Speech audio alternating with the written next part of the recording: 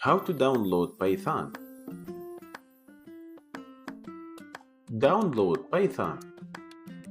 First, you should download Python for free on Windows, Mac OS, and Linux. Let's see how.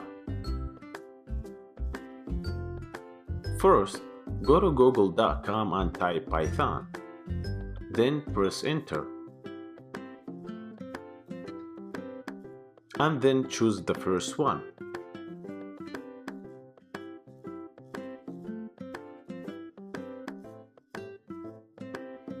And then put the mouse on downloads and choose your operating system, either Windows or Mac or either Linux. If you have Linux or Macintosh, it should be already installed on your computer. But you have to make sure that 3.6 or more, the newest version.